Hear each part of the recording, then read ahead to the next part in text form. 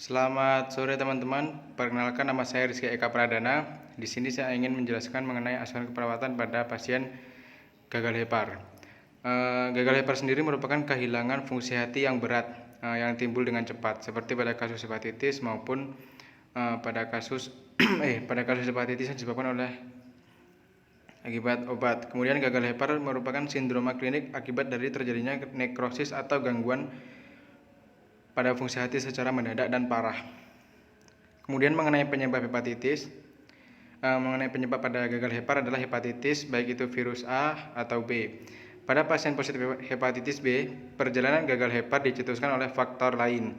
Virus lain yang juga dapat menyebabkan nekrosis hati secara fatal pada individu, yaitu oleh imunokompromisat atau antara lain herpes simplex, cytomegalovirus, Epstein-Barr, kemudian varicella. Penyebab lain yang juga sering merupakan reaksi dari obat hepatotoksis yang meliputi obat anestesi, AINS, antidepresi, dan isoniazid yang diberikan bersama rifamicin, juga bisa dari overdosis acetaminophen dan karbon tetraklorida. Kemudian manifestasi dari gagal hepar antara lain kulit menguning, bola mata menguning, nyeri di perut bagian kanan atas, lalu adanya pembengkakan perut, mual disertai muntah, kemudian disorientasi atau kebingungan, dan pasien ini mudah mengantuk. Kemudian pada asuhan keperawatannya, yang pertama itu pengkajian, dikaji dulu identitas pasien. Kemudian keluhannya pasien sering mengalami mual muntah, nyeri perut. Kemudian kulit gatal dan berwarna kuning, kemudian selaput lendir, adanya selaput lendir, kemudian sklera mata berwarna kuning, gatal, urin berwarna kuning tua dan berbuih atau berbusa.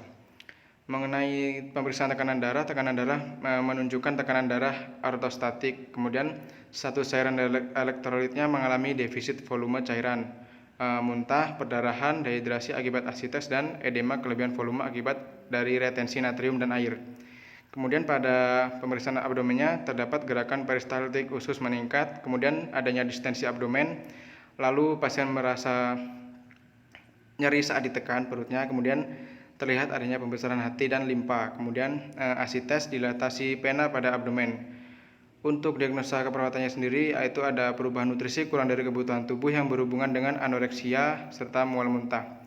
Kemudian diagnosa yang kedua, nyeri yang berhubungan dengan tegangnya dinding perut, kemudian intoleransi aktivitas berhubungan dengan ketidakseimbangan antara suplai oksigen. Kemudian potensial trauma perdarahan berhubungan dengan gangguan fungsi metabolisme dari hati. Untuk intervensi keperawatannya lebih terfokus pada diagnosa pertama, yaitu perubahan nutrisi kurang dari kebutuhan tubuh yang berhubungan dengan anoreksia serta mual muntah.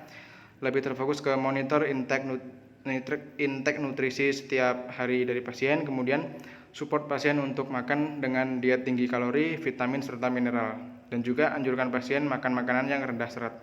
Kemudian untuk nyeri berhubungan dengan tegangnya dinding perut, terfokus pada kaji seberapa tingkat nyeri pasien ini, kemudian anjurkan pasien untuk melakukan manajemen nyeri secara mandiri. Kemudian dibantu perawat untuk memberikan posisi yang nyaman pada pasien. Baiklah teman-teman, mungkin hanya itu yang bisa saya sampaikan. Kurang lebihnya saya mohon maaf. Terima kasih.